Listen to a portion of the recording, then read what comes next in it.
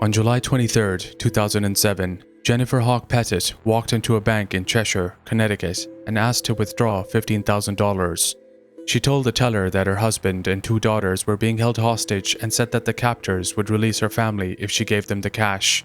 The hostage situation soon turned into the horrific event known as the Cheshire home invasion murders.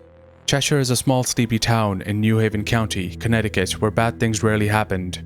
Jennifer and her family lived a normal life on the leafy suburban street of Sorghum Mill Drive. But in the dead of night, 2 burglars broke into their home. They had planned to rob the house, but the situation escalated into brutal violence. Most of the Petit family was killed after 8 hours of torture, and their house was set on fire. The justice and police system faced questions about the reintegration of individuals with extensive criminal records, such as Komisarjevsky, into society, as well as a delayed response from law enforcement. This is the harrowing story of the Petit family. Now, let's lift the thin veil.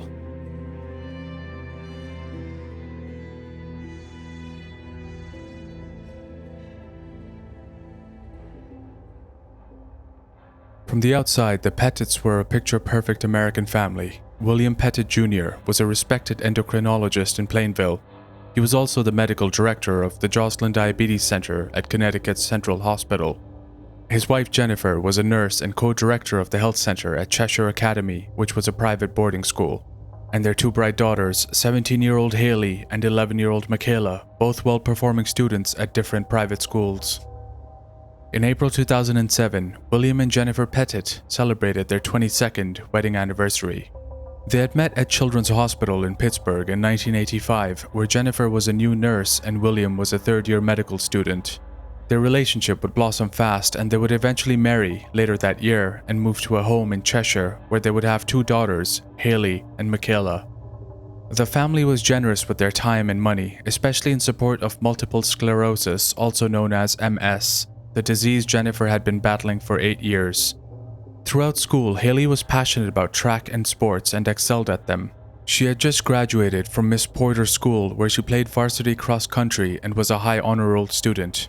At her school, she was elected to the senior leadership position of Athletic Association head and won a school award for exceptional community service. Following her mother's diagnosis with MS, Hayley became an active fundraiser for MS research, captaining a fundraising walk team called Hayley's Hope. Hayley was about to start an exciting new chapter of her life, having recently graduated high school with dreams of following in her father's medical footsteps at Dartmouth College in the fall. She often shadowed him at the hospital where he worked on Saturdays, observing and making notes when he dealt with different patients. Meanwhile, Michaela attended Chase Collegiate School and wanted to follow in her big sister's footsteps and take over Hayley's Hope, renaming it to Michaela's Miracle. She was already embracing passions like tending her garden and cooking meals for her family. In fact, earlier that fateful evening, it was Michaela who prepared their dinner. A pasta sauce of native tomatoes, garlic, olive oil, and basil, completely unaware that it would be their very last meal together as a family. All in all, the Petit family were a normal and loving family, being well liked in their community, and were dedicated to making it a better place.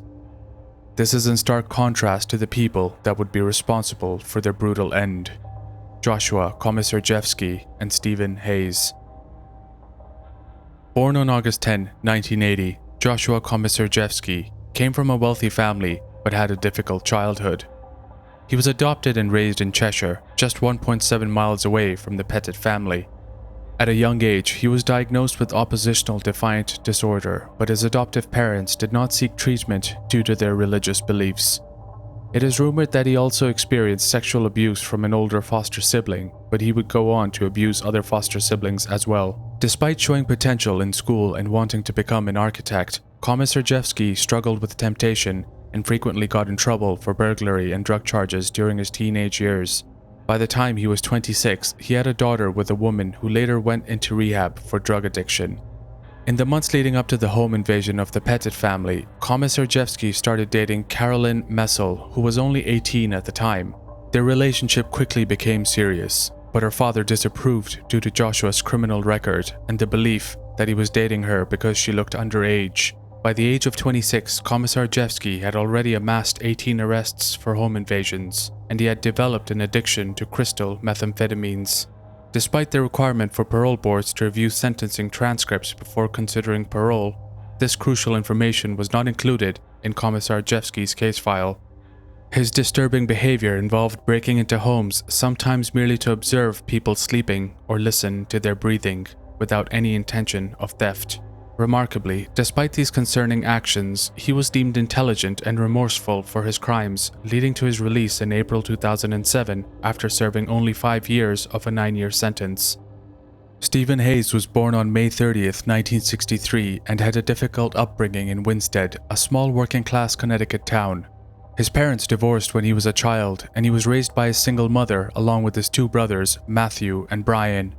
According to his brothers, Steven exhibited manipulative and violent tendencies from a young age, even once taunting Matthew by pressing a revolver against his head.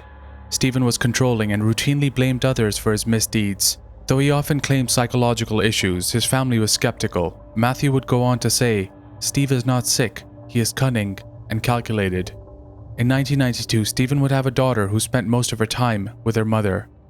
As an adult, Steven Hayes frequently cycled in and out of prison, though it was never for anything violent. Most of his criminal activities revolved around burglary. Steven's last arrest before the Petit family house invasion was in 2004 after he smashed a car window with a rock and stole a woman's purse. After staying in the same room at a halfway home in Hartford, Steven Hayes and Joshua Komisarjevsky met in April 2007 and went to meetings of Alcoholics Anonymous and Narcotics Anonymous together, eventually becoming friends. At the time, both men were out on parole. After a brief halfway home stay, they were fully released the following month and let back into society. Hayes moved back in with his mother in Winsted, Connecticut, while Komisarjevsky returned to his parents' home to Cheshire, but they kept in touch and would start a contracting company together. However, this company was not lucrative and both of them needed money. Komisarjevsky's girlfriend, Carolyn, had moved back with her family to Arkansas. His goal was to make enough money to bring her back to Connecticut so they could start a new life together. Meanwhile, Hayes, who was 44 at the time, was desperate for funds and wanted to leave his mother's house. As a skilled burglar, Komisarjevsky proposed an easy way for them to score quick cash, and this was through breaking into houses. Hayes was reluctant as his only experience with burglary was breaking into cars. So on July 21st, the duo went for a practice burglary. Komisarjevsky broke into a house while Hayes waited outside. They didn't take much. The point of it was to show how easy it is to Hayes. With Hayes satisfied with the outcome, they were now ready to rob a home. They just needed a target. This leads us to the night before the home invasion. On the afternoon of July 22nd, 2007, Komisarjevsky spotted Jennifer and Michaela at the local Stop and Shop as they were shopping so Michaela could cook dinner that night. He followed the pair home and was impressed by their house. He texted Hayes and they planned to invade the house the following morning, which was a Sunday. Komisarjevsky's motivations were not just financial, however. He also showed a sick interest in Michaela. Later that night, around 7:45 p.m., they would exchange a series of texts leading up to the incident. Hayes texted Komisarjevsky, "I'm chomping at the bit to get started. Need a margarita soon." An hour later, with no reply, Hayes wrote again, "We still on?" Komisarjevsky confirmed, "Yes." Hayes responded, "Soon?" Komisarjevsky responded, "I'm putting the kid to bed. Hold your horses." Hayes responded, "Dude, the horses want to get loose. LOL." For the Petit family, the day of the incident was a Sunday like any other. William went to play golf with his father in the afternoon after attending the Sunday church service with Jennifer and Michaela. Michaela and Jennifer were going to stay home for the day. Hayley would get home in time for supper after spending time at the beach in Ipswich, Massachusetts with some friends. In the evening, Michaela and Jennifer made a pasta dish for dinner, which the family would enjoy together. After that, Jennifer and the girls watched TV in the living room. William dozed off while reading a magazine on the sunroom couch, and eventually, everyone in the house went to bed. Hayley went to her room, and Michaela fell asleep next to Jennifer on her parents' bed after reading a Harry Potter book. Unfortunately, this peaceful Sunday night slumber would only last so long for the Petit family. Around 3 in the morning on July 23rd, Hayes and Komisarjevsky, donned in gloves and face masks, broke into the Petit family home. entering through the unlocked bulkhead door, which led to the basement, armed with a pellet gun and zip ties. Upon entering the house, they picked up a baseball bat they found in the house and found William asleep on the sofa in the sunroom. They proceeded to hit him multiple times on his head until he was compliant and told them where the other occupants of the house were. They told William to not panic as they only wanted money before they proceeded to the bedrooms to find Jennifer and Michaela asleep next to her. Again, they told them not to panic as they just wanted money. They separated both of them into their own bedrooms and bound them to the bedposts and put pillowcases over their heads, doing the same thing to Hayley when they found her. Hayes and Komisarjevsky set about ransacking the house, checking anywhere and everywhere they believed cash may be stashed, but found none. They went back downstairs to where a bloodied William was still laying on the couch in pain and demanded he tell them where the safe is. When William responded that there is no safe, they beat him some more and forced him downstairs and tied him up to the basement support beam. Resuming their ransacking of the house, they eventually found bank statements which showed the Petits had around $40,000 in their Bank of America account. This is when the original plan of looting the house changed. Komisarjevsky and Hayes decided one of them would take Jennifer to her bank when it opened at 9 a.m. and force her to withdraw $15,000. But before that, Hayes drove to a nearby gas station to fill 2 canisters of fuel to bring back to the Petit family residence. This action played a vital role towards their intention for the Petit family, as it indicates premeditation. They waited a few hours for the bank to open, and it's unknown what torture the Petit family went through during that time, but eventually Hayes and Jennifer left to go to the bank. He instructed her to withdraw $15,000 from her account, and she went to a teller's counter to do just that. At the bank, when Jennifer approached the teller, she discreetly mentioned to the teller that she and her family were being held hostage, but that the men were being nice and only wanted money. This exchange was captured on the bank's CCTV. During this time, Komisarjevsky, who was left alone with the rest of the family, would sexually assault Michaela and also take explicit photos of her in various positions. She was still bound to the bedpost with a pillowcase over her head.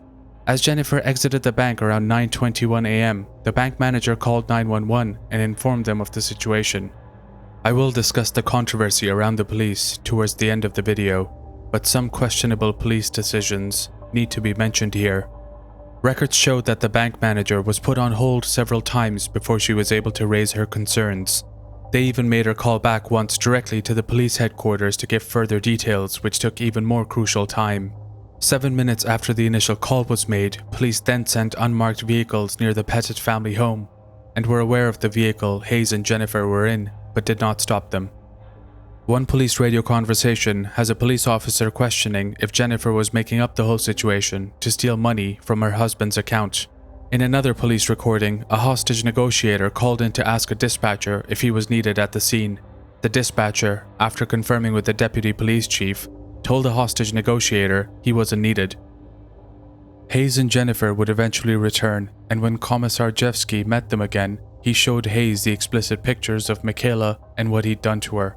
He then encouraged Hayes to do the same to Jennifer. Hayes claimed he was initially reluctant but decided suddenly to beat Jennifer, then throw her down on the living room floor where he proceeded to force himself upon her. William was still in the basement at the time and able to hear all of this, and the duo taunted William while continuing to rape Jennifer, then strangled her to death.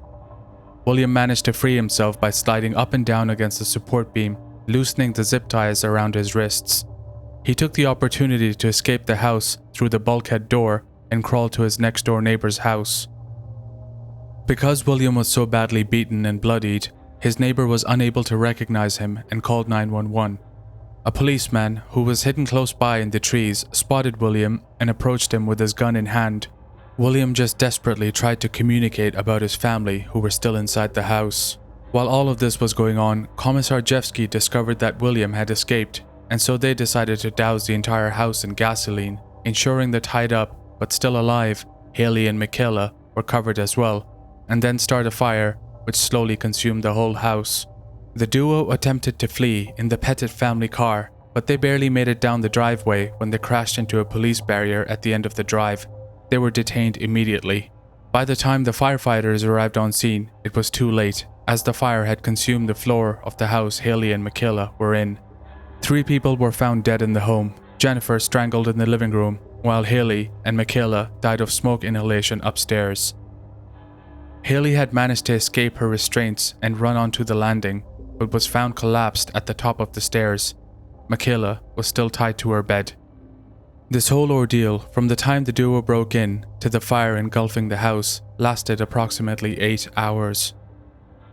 Upon his interrogation, Hayes immediately started to confess the events of the night. He described in detail how they broke into the house, took Jennifer to the bank, sexually assaulted, then killed her, and then burned the house down, but claimed starting the fire was not his idea. Hayes said he had no intention of raping Jennifer, but upon seeing the explicit photos of Michaela, he snapped and lost control, still insisting that his only motive was financial gain. Komisarjevsky confessed to following Jennifer and Michaela in the supermarket the previous day, then trailing them home. His motive for targeting them was their apparent wealth and nice car. He admitted to beating William with a baseball bat, as well as taking explicit photos of Michaela. He would also call William a coward for not helping his family and choosing to escape instead. Initially, Hayes and Komisarjevsky agreed to plead guilty in exchange for life imprisonment, without the possibility of parole. However, when the prosecution was presented with this deal by the defense team, they rejected it and decided to pursue the death penalty for both men. In Connecticut, this meant that both would have to stand trial before a jury. Hayes' trial began on October 18, 2010. His lawyer argued that a life sentence would be more punishing for Hayes than death, as he is tormented every day by his actions. The jury ultimately sentenced him to death. In December 2010, Hayes apologized to William Petit for the pain he caused him.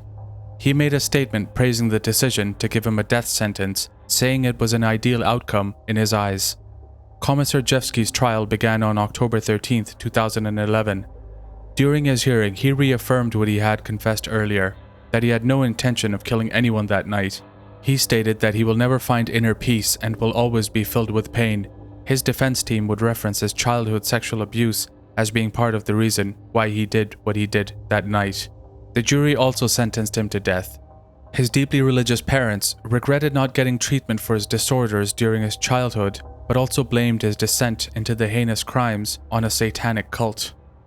In August 2015, Connecticut abolished the death penalty, and both men's sentences were commuted to life imprisonment without parole.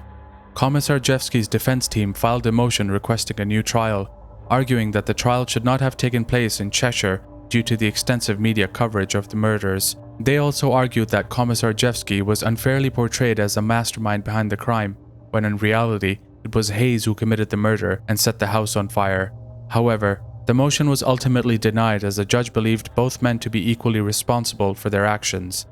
Hayes never attempted to appeal his convictions and accepted responsibility for his actions, claiming he did not want to put the Petit family through another trial. Jennifer's family believed that the police mishandled the situation. They noted that the police had seen the van with Jennifer and Hayes return back to the home after going to the bank and carelessly decided not to stop them at any point.